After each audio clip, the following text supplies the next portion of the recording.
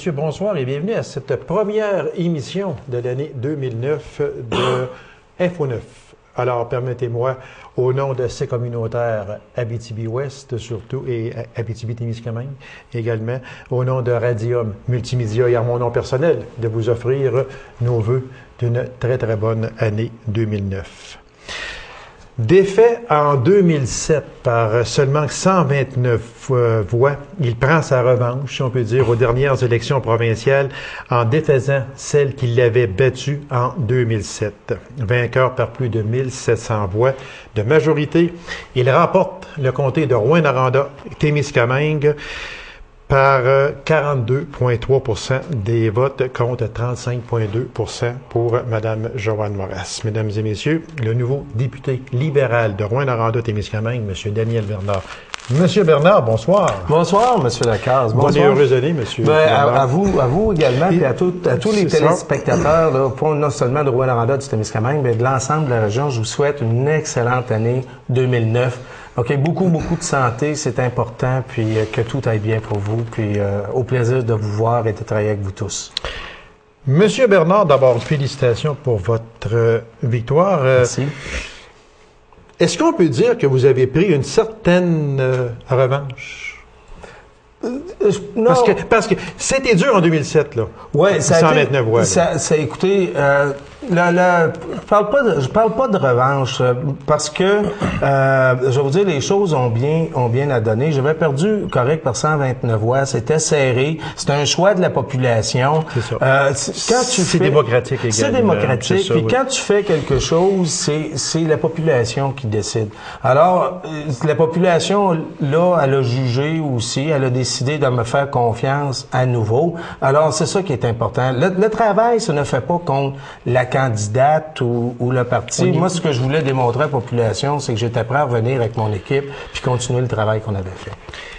Monsieur Bernard, là, pas longtemps après votre défaite en 2007, on s'était rencontrés, puis vous me l'aviez dit, ça avait été dur à prendre, oui, parce que vos chances étaient bonnes dans le comté de Rouyn-Noranda-Témiscamingue. Quand on perd par plus que 1000 voix, 2000 voix, on dit, mais écoute, c'est l'ensemble qui a dit, garde là, ce terme-là, on ne te veut pas, tout simplement, on en veut un autre. Perdre par 129 voix, je pense que c'est ça qui a fait vraiment mal. Mais à partir de ce moment-là, moi, vous connaissant comme je vous connais, j'ai senti en Daniel Bernard, moi, à la prochaine, j'y retourne. Est-ce que c'était tout de suite, pas longtemps après, dans votre optique à vous, c'était j'y retourne? Ben, écoutez, oui, je m'étais dit ça pendant une certaine période. Je m'étais donné une fenêtre d'à peu près 1 an. Si vous vous rappelez, à l'époque, écoutez, après l'élection de 2007, à un moment donné, il y a eu des tractations sur le budget, puis on avait failli retourner en élection. Oui, exactement, si vous vous rappelez, oui. Puis je vais vous conter une anecdote. Ma conjointe était hospitalisée à ce moment-là à Montréal, et là, on était juste à la veille, puis là, je suis allé voir ma conjointe, elle venait d'avoir 2 pontages, puis là, j'ai dit, Paco, j'ai dit, je viens d'avoir un appel, s'il y a des possibilités d'élection, je pense me représenter, puis ma conjointe était là, elle m'a dit, garde Daniel, vas-y, c'est ta place, puis tout ça. Okay. Puis ça, c'était le meilleur support que je pouvais pas avoir. Et après ça, je m'étais donné jusqu'au printemps cette année, j'avais dit non. Après ça, il n'y avait pas d'élection, il n'y avait pas eu de budget à pas tomber. J'avais dit non, mais au mois d'août, à ce moment-là, je m'ennuyais, ça me tentait, il y avait des possibilités. Puis là, j'ai dit, OK, là, je plonge au mois encore d'août, après plus ça. ça allait septembre, on voyait que M. Charest, il tentait vraiment. Les cotes étaient bonnes pour lui, les cotes étaient bonnes pour le parti également. On sentait, je crois que le seul petit hic qu'il y a eu vis-à-vis de M. Charest, c'est la très faible minorité. Ça, c'est majorité, mais très, très minime. C'est ça un petit peu qui a fait mal. Mais il voulait avoir un gouvernement majoritaire. Il l'a eu, mais faut pas qu'il y ait de gastro-entérite. Non, mais il faut quand même regarder. On a quand même, c'est 66 contre 59. Ça donne quand même 7 et non 3, là. Ça donne 7 de marge de manœuvre. Mais une des choses qu'il faut rappeler, puis j'avais pas dit dans la campagne électorale, moi, au mois d'août, déjà, il y avait des signes que la session parlementaire allait être difficile. Quand les gens m'en avaient parlé, parce que une session parlementaire se prépare des mois d'avance avec l'opposition pour choisir les projets de loi puis travailler. Et déjà, à ce moment-là, les gens m'avaient dit, on dit, garde, Daniel, il va avoir des problèmes avec l'Action démocratique dans le courant de la prochaine session. Et lorsqu'à ce moment-là, il y a eu les tractations pour nommer François Gendron comme président de l'Assemblée, ça a lancé un signal en disant au premier ministre que la session risquait d'être difficile au point de vue parlementaire et bloquer beaucoup de choses. Et ça a été la dernière poussée, je crois, qui a donné Si on en parlait très brièvement, M. Bernard, même si vous n'étiez pas là à ce moment-là, sauf que vous avez certainement suivi tout ça, l'élection de M. Gendron au poste de président, ça a fait un remous terrible. Au moment où l'on se parle aujourd'hui, à 66 députés, est-ce que ce serait pas mieux à M. Charest de demander à M. Gendron de revenir comme président? Lui, il conserve un siège. À ce moment-là, un siège libéral dont il peut avoir très besoin. Il faut qu'il nomme également un vice-président. Alors, un vice-président, ça veut dire qu'il perd 2 sièges. À ce moment-là, il serait pas mieux.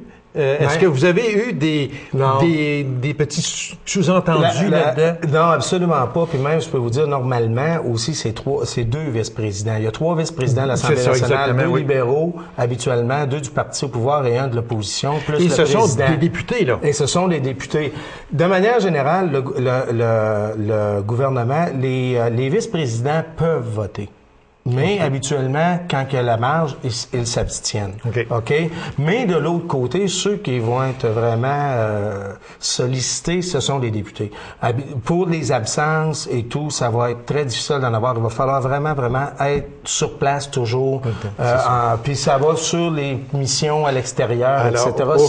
Aucune épidémie. Non, vous allez savoir où me trouver au cours des prochains On mois. vous trouvera bien, M. Bernard, parce qu'on va avoir plusieurs questions. Non pas que je n'aimais pas faire des entrevues avec Mme Moras, sauf que quand on a un député au pouvoir, il me semble qu'on peut le frapper un peu. Ouais, puis ça, vous aimez ça va du côté. Ben, il faut quand même aller chercher les points de vue, mais je me fais le porte-parole de la population qui aimerait vous poser ces questions-là. Alors, c'est ça. Oui, puis c'est bien correct que vous le faisiez à l'époque aussi, puis je suis content d'être avec vous. Puis l'information auprès de la population, c'est primordial, c'est essentiel. Elle est importante également. Alors, j'essaie d'en fournir le plus possible, M. Bernard. D'après vous, on revient sur la campagne de décembre dernier, novembre-décembre. Quel était le ou les points tournants pour Daniel Bernard dans cette campagne-là, dans le comté de Rouyn-Noranda-Témiscamingue? C'est difficile à dire parce que dès le début de la campagne, je sentais sur le terrain un accueil excellent comme j'avais jamais eu au courant des 2 campagnes précédentes. J'avais un sentiment qui me mettait en confiance. Toutefois, on demeure toujours craintif à cet égard-là. Alors, je peux pas dire que dans le cas de ma campagne, il y a eu un tournant. La chose, toutefois, qui est toujours importante, puis qu'on dit aux gens, 80% d'une campagne électorale se fait au niveau national. OK, au niveau des chefs. Alors, comme quand la campagne du chef va bien au niveau national, nous, on fait la petite différence. Ça se reflète, exactement. Définitivement, parce qu'on le sent dans l'approche des gens. Les gens te le disent, regarde ton chef, pas ton chef. Et où qu'on a vu la différence, à l'inverse, cette année, c'était vraiment au niveau de M. Dumont, qui, dans la population, on le voyait dans le comté. Et c'est ça qui a drainé la DQ à la base. M. Charest a fait une bonne campagne qui nous a tenus au sommet. Puis là, moi, dans le contexte personnel du comté a fait que j'ai pas aller chercher la majorité supplémentaire que j'ai eue. Il y a le faible taux de participation, là, et dans le comté, c'était autour de 57%, et ça a suivi le niveau provincial qui s'est établi également autour de 57%. Comment percevez-vous, là, est-ce que c'est sûr qu'on sortait d'une élection fédérale à ce moment-là, on embarque dans une élection provinciale. Est-ce qu'on peut appeler ça une écœurantite aiguë, tout simplement? Je pense pas. Parmi les 2 facteurs, moi, pour avoir parlé à des gens, premièrement, au niveau national, il a été démontré que la majorité des gens qui sont pas allés voter étaient des gens qui avaient voté à des KISS à l'élection précédente. En 2007. OK. Donc, de manière générale, les libéraux et les gens du Parti québécois seraient allés voter. La deuxième, habituellement, les gens vont voter, puis on voit des gros taux de participation quand les gens veulent un changement. Puis, étant donné que le taux de satisfaction du gouvernement était somme toute assez bon, on tournait quand même encore autour de 60%, les gens se disaient, bon, OK, on est content du gouvernement, et c'est ça qui est l'autre facteur, souvent, qui incite moins les gens à aller voter parce que ils vont être élus. Moi, je suis content, ça fait mon affaire. Donc, les gens, ils vont pas voter. Alors, c'est là qu'à ce moment-là qu'il faut se fier aux gens du parti, mais c'est négatif. Moi, j'aime parce qu'on n'avait pas vu ça depuis presque 80 ans. Idéalement, un bon taux de participation doit tourner autour de 70 pour avoir... Il ne faudrait pas que ça aille en bas de 70 alors à 57 c'est vraiment bas. À partir d'aujourd'hui, M. Bernard, quels seront les principaux dossiers de Daniel Bernard au niveau régional? On va le regarder, on va en regarder parce qu'il y en a un qui a fait un peu le genre des manchettes avant et pendant la campagne électorale. On vous a entendu dire que ce dossier-là, vous l'aviez durant le temps que vous étiez député, que Mme Moras n'a pas donné suite, ou je veux dire, le dossier n'a pas abouti plus sous la gouverne de Mme Moras.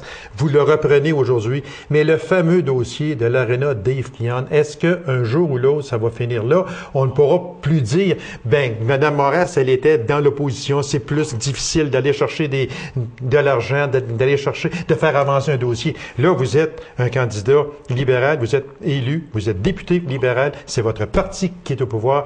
Le dossier de l'aréna Dave Keon, on va-tu enfin un jour en avoir une finale? Oui, il va en avoir une. Et je peux vous dire, dès quelques jours après l'élection, déjà, j'ai refait les démarches pour savoir où le dossier en était vraiment rendu. Non seulement celui-là, mais l'autre qui est maintenant à cœur rapidement à court terme, puis qui est important pour la région, c'est le pavillon des sciences à l'Université du Québec. Aussi. Donc, les deux dossiers majeurs. Oui.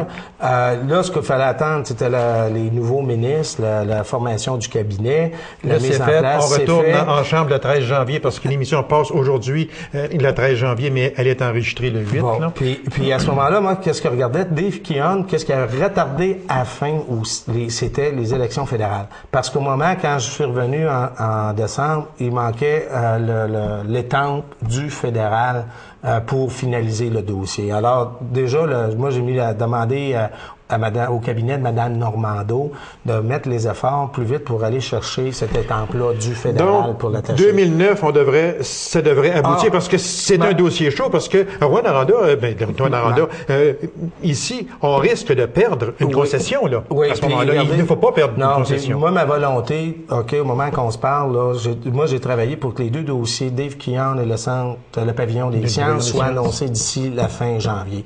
Une des raisons, entre autres, pourquoi j'ai demandé à mes ministres d'accélérer le pas au niveau de Dave Keon, c'est on parle de possibilité d'élection fédérale à la fin janvier, advenant qu'il y aurait des problèmes. Je doute, mais il y a quand même une date butoir. Moi, c'est mon objectif, puis je mets tout en branle pour d'ici la fin janvier. Quelles étaient et quelles seront vos relations avec le député fédéral Marc Lemay?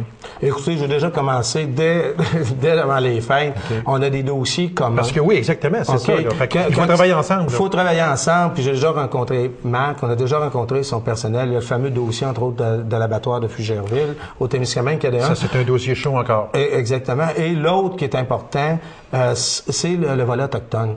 Okay, pour toute la région. Oui. Marc est le critique au niveau autochtone. Puis on a 4 communautés autochtones.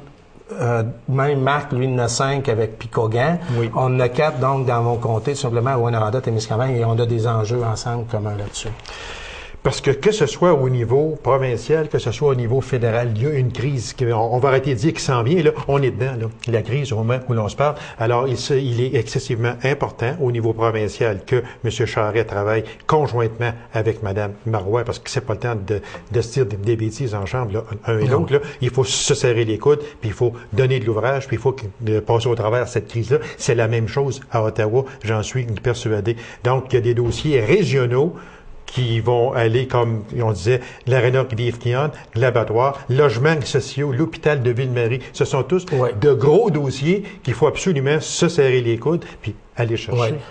Puis ça fait partie des dossiers majeurs, comme vous disiez, là, pour la région. On parle aussi également, il est ressorti encore des nouvelles, le dossier de radio-oncologie aussi qu'on parle. Exactement. Tout le volet de la santé est vraiment important pour la région. Okay? Puis vous l'avez bien dit, les dossiers majeurs là, au niveau du Témiscamingue. Il y a toujours la prison d'Amos, si on parle aussi, pour avancer au niveau des infrastructures. Puis après ça, il y a l'autre point, avec le fédéral aussi, Marc Lemay, dans mon cas, Marc qui a été aussi élu avec une bonne majorité démocratiquement, c'est important qu'on travaille ensemble pour faire aboutir les dossiers où lesquels les deux paliers de gouvernement Donc, sont on va impliqués. suivre ça de très près, Monsieur Ça va être une année pleine. Bernard, et puis on va vous féliciter ou on va vous taper sur la tête. Ça va être une des deux choses, mais une chose est certaine, on va vous réinviter très souvent parce qu'on veut que les gens soient au courant de ce qui se passe. Une des choses importantes quand on parle souvent, quand on parle d'enjeux comme celui-là ou de projet, un mandat, c'est 4 ans. Oui. Il y a des choses qui sont prêtes ou qui sont presque déjà prêtes à annoncer, mais il y en a d'autres, par exemple, si je prends le Centre de recherche en agriculture au Témiscamingue, le dossier commence. OK, il a été déposé. C'est sûr qu'il y a des dossiers qu'on ne peut pas régler d'ici à 6 mois. C'est ça, exactement. Il faut que les gens comprennent que... il y a des dossiers, par contre, l'Aréna Rivière Fliande, on en a quelques-uns que apparemment là, c'est pour aboutir. C'est alors, tout prêt. Fait que on va les suivre de près, M. Bernard. Ouais. Je reviens à l'élection. À une semaine du vote, il y avait une liste sur les journaux qui a paru, une liste de 20 comtés où il y avait des luttes excessivement serrées. Abitibi-Est y était, entre autres. Et puis, on a vu que c'était serré à quelques 500 voix ou près de majorité. Mais le comté de Rouyn-Noranda-Témiscamingue n'a jamais été dans cette liste-là. Est-ce qu'une semaine avant le scrutin, c'était dans la poche, si on peut dire? Ben, je peux vous dire, c'est drôle, vous posez la question. Nous autres, on se demandait, on n'est pas là pour quelle raison? Parce que si c'est pas chaud pour le Parti québécois. Et c'est pas Bernard, vous êtes humble. Non, c'est très sérieux. Une campagne électorale, surtout dans la dernière semaine, rappelez-vous tout ce qui s'est passé au niveau fédéral. Oui, c'est vrai. Okay, qui est venu brouiller. On pense que le parti, nous, on a perdu 5 à 7 comtés à cause de cette crise-là. OK, au niveau fédéral. Alors, je peux vous dire, on est optimiste, mais quand tu vois que t'es pas dans la liste des comtés chauds, moi, je pensais pas que ça allait être... J'étais content d'avoir 1700 voix, je vous le concède pas, mais est-ce que on aurait pu être parti? Alors, je suis très sérieux là-dessus. Monsieur Bernard, moi, je veux vous dire une chose, c'est que mes contacts à moi, une semaine avant le vote, vous placez à gagnant par un minimum de 1500 voix. Et je suis très sérieux en vous disant mais ça. c'est la population. Et je ne vous ai pas appelé. J'aime mieux ça. Monsieur Bernard, Monsieur Charest, il est venu en région avec des promesses, dont un ajout de 4 milliards dans les infrastructures et investir 229 millions, créer 1700 emplois dans la région, et ça dès 2009. Regardez, le 4 milliards en infrastructure, c'est réglé, ça, parce que c'était dans le budget, puis ça va être confirmé. Ça, il n'y a pas de problème à cet égard-là, et d'autant plus avec les ententes du fédéral. Le 1700 emplois, il faut se rappeler qu'il y a déjà une partie de ça qui était déjà en cours parce que le programme d'infrastructure était déjà annoncé. Ça incluait, entre autres, les emplois, une partie des emplois indirects, tout reliés au volet d'Hydro-Québec avec les projets Eastmain, etc. Puis on regarde en région, actuellement, je vous dirais, Rouyn, Noranda, Val-d'Or, Amos, peut-être plus ou moins, je connais bien, mais Rouyn, Noranda, Val-d'Or, on est en plein emploi. OK? Le taux de chômage, on calcule, parlant aux gens là, qui connaissent le secteur, qui est à peu près de l'ordre de 5 %, c'est du plein emploi. Il y a des problèmes de logement, il y a des problèmes de main-d'œuvre. Il y a le secteur forestier dans des secteurs comme la Sarre, un peu Amos, mais surtout le Témiscamingue, que c'est très difficile. Alors, le programme de 1700 emplois, moi je dirais qu'il y en a déjà là-dessus probablement 1200 qui est déjà en train de travailler. Ces gens-là sont en train de travailler. Monsieur Bernard, moi j'ai une question pour vous. Si vous seriez un député nouvellement élu qui n'a jamais siégé à l'Assemblée nationale, je ne vous la poserai pas, mais vous avez déjà siégé pendant 4 ans, donc vous êtes au courant un peu du roulement. Les primes de départ, lorsqu'un candidat est battu, prime de départ, OK, moi j'ai rien contre ça. Sauf quand un candidat quitte volontairement, je vous donne l'exemple très simple de Diane Lemieux qui a quitté, parce que son nom me vient à l'esprit, et puis 130 quelques mille dollars qu'elle est allée chercher. Je suis d'accord avec vous. Je suis d'accord, une prime devrait être pour quelqu'un qui est battu. Quelqu'un qui quitte. Puis ça, pas simplement à l'Assemblée nationale. On le voit ailleurs, dans le privé, puis partout. Quelqu'un qui décide de quitter volontairement ne devrait pas avoir cette prime-là. Sous-ministre adjoint, il reste une minute. Sous-ministre adjoint, mais qu'est-ce qu'ils ont, les sous-ministres adjoints? Parce que quand on regarde hier sur le journal, Claude Mayotte, sous-ministre adjoint aux loisirs et au sport, une prime de départ de 138 000 $. Ce gars-là avait un salaire de 163 000 $. C'est un sous-ministre adjoint. Un ministre gagne quoi à Québec? 155 000 $. Et ça gagne plus qu'un ministre. Les hauts fonctionnaires gagnent plus que les ministres. Ah oui, mais je m'excuse, mais est-ce qu'ils sont décisionnels, ces personnes-là? Regardez, ce débat-là, juste pour vous faire une comparaison, mon salaire, moi, à l'Assemblée nationale de base est de 83 000 $. Un député fédéral est de l'ordre de 140 000 oui, à peu c'est près. pas le double, mais pas loin. La population, c'est bizarre, mais c'est ça. La population ne veut pas, les gens le disent tout le temps, que les députés et les ministres provinciaux, particulièrement au Québec, ils sont sous-payés par rapport au travail qu'ils font. Mais toutefois, c'est difficile de justifier à la population d'augmenter les salaires. Les députés fédéraux qui sont trop payés à 155 000 $ par an. C'est des tâches, comme vous dites, décisionnelles de responsabilité, puis tout le monde concède que les députés et les ministres devraient être plus payés. Monsieur Bernard, merci infiniment. Bonne session, puis on se revoit d'ici au printemps, c'est certain, avec beaucoup de dossiers chauds. Puis au plaisir d'être avec vous au cours des prochaines années, puis je le tiens encore à dire, vous avez une bonne ambition d'information et le rôle, puis qu'est-ce qu'on veut faire ensemble, c'est vraiment d'informer la population, puis ça, c'est important. Puis je suis content de venir à votre émission, puis je vais vous essayer de vous amener des invités. Merci beaucoup et on va vous réinviter, c'est certain. Alors, merci M. Bernard. Mesdames et messieurs, courte pause et on vous revient immédiatement après. Restez avec nous.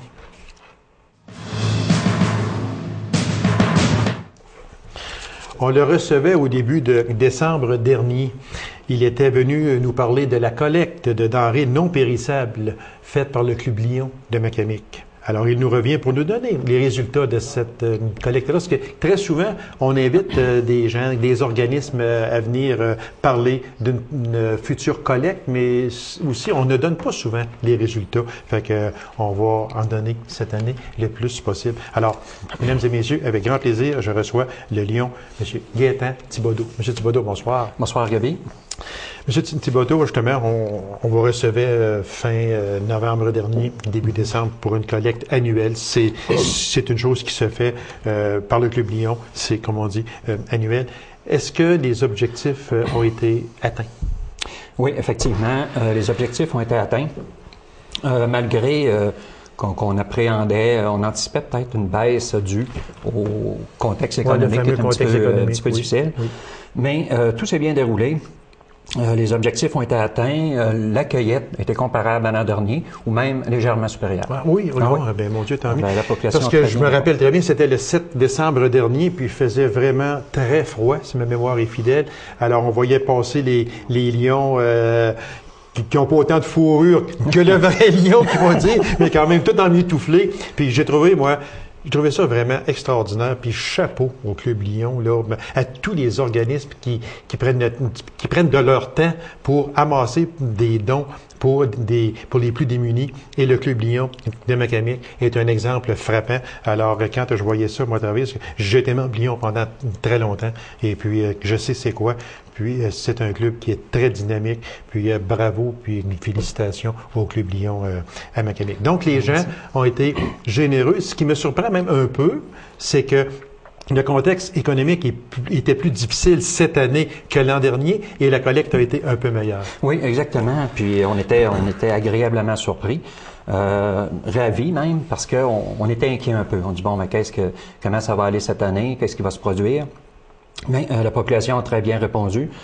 C'est quelque chose de formidable. On la remercie là, de tout cœur. Puis ça l'a permis là, quand même à la fraternité de distribuer là, beaucoup de paniers de Noël. Ouais. Si on parlait, ça a touché combien de familles? Ça a comblé combien de familles, M. On devait visiter environ 1100 foyers. Ah, mon Dieu! Oui, 1100 foyers, oui. Vous n'êtes pas sérieux? Là, vous me, comme on dit dans notre bon langage, vous me sciez la banane quasiment. Ben, écoute, mais 1100 foyers? Oui, oui. Parce que dans le secteur Macamic et le secteur Colombourg, il y a 1135 adresses postales. On a fait 1135 envois, le formulaire. Enlève quelques commerces là-dessus. On est près de 1100 foyers visités, oui. Oh, mon Dieu, je pensais pas qu'il y en avait tant que ça. C'est un travail colossal. Hein, c'est un travail vraiment colossal parce qu'il faut dire que le secteur Colombourg était également, qui fait partie de Macamic, on le sait. Exact. Alors, quand on parle, je ne pensais pas qu'il y avait tant de foyers que ça. Avec ça, vous avez réussi à rendre plus heureux combien de familles? Il y a eu près de 60 paniers de distribués. 60 paniers. 60 paniers distribués à différentes tailles, dépendamment des familles. Si c'était des familles avec un enfant, 2 enfants ou 3 enfants. Alors, les paniers sont faits en fonction de la famille. Et puis, il y en a eu près de 60 de distribués cette année. Ça, ce sont des demandes qui avaient été faites au préalable. Puis, de ce côté, Mme Lemire, Pauline Lemire, de la Fraternité, me mentionnait qu'il y a quand même une bonne augmentation de demandes graduellement depuis quelques années. Ouais. Ça, c'est là que l'on voit la crise, exactement, là, on en a parlé. Et puis, quand le nombre de familles dans le besoin augmente, ce n'est pas bon signe. Effectivement, je pense qu'on traverse une situation, surtout avec le secteur forestier en région, qui est très difficile pour bien des familles. Et puis, on est très heureux quand même. C'est là qui entre en ligne de compte votre excellent travail, le Club Lion, à ce moment-là. Puis je m'en voudrais de ne pas féliciter et remercier le Club de la Fraternité de Macamic également, parce que vous travaillez conjointement avec cette équipe-là, si on en parlait juste un peu. Oui, exactement. Le Club de la Fraternité fait un travail colossal parce que c'est bien de ramasser des denrées, ramasser des jouets, ramasser des produits, mais il faut que ce soit classé, il faut que ce soit réorganisé pour faire des paniers. Et puis, que les paniers aussi soient complétés avec les argents ramassés. Il y a des produits qui sont achetés pour compléter des paniers de Noël qui sont des commandes d'épicerie complètes. Ce que c'est que tu vas retrouver dans chaque panier en général, surtout même d'Inde ou ces choses-là.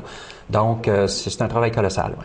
Alors, félicitations également au Club de la Fraternité. Puis, je ne veux pas nommer personne de peur d'en oublier, sauf qu'on peut juste peut-être ouvrir une parenthèse à Mme Pauline Lemire-Goulet, qui fait un travail colossal dans ça, avec son équipe. Il faut pas oublier.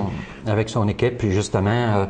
Je discutais avec elle dernièrement, puis elle me mentionnait que ça fait 21 ans qu'elle s'implique dans le dossier de la fraternité pour la distribution de paniers de Noël, donc c'est formidable. Alors, les dons reçus, il y a eu des dons en argent, je présume. Il y a eu des dons, des denrées non périssables. Est-ce qu'il y a eu aussi des jouets? Est-ce qu'on pouvait donner du linge aussi? C'était tout, on acceptait tout? Oui, on acceptait tout. La majorité de la récolte a été sous forme de denrées. Il y a eu des dons en argent qui ont été très appréciés. Qui servent pour acheter des denrées périssables, si on peut dire, vers la fin, quand on parlait de dinde, jambon, etc. Exactement. Ça sert pour ça. Exactement, parce que dans ce qu'on récupère, dans ce qui est récupéré, ce qui est récolté au niveau des produits, des denrées, il manque des choses pour, à un moment donné, pour avoir un panier d'épicerie qui est complet, qui est efficace. M. Thibodeau, merci infiniment. Transmettez à tous les membres Lyon de Macamic toutes nos félicitations parce que vous êtes un club vraiment dynamique et puis on a besoin de vous autres dans la population. Alors, continuez votre excellent travail et également au Club de la Fraternité de Macamic aussi. Alors, Monsieur Thibodeau, merci beaucoup. On va sûrement se revoir l'an prochain parce qu'il y aura une autre collecte, j'en suis persuadé. Ah, définitivement. Lorsqu'on voit les résultats puis qu'on voit la collaboration de la population, l'implication de la population, on ne peut pas faire autrement que de dire on va revenir l'année prochaine, c'est sûr et certain. Alors, merci beaucoup et puis on vous souhaite une bonne année. Bien, merci. Alors, mesdames et messieurs, merci d'avoir été là. On se donne rendez-vous à une prochaine émission. Au revoir.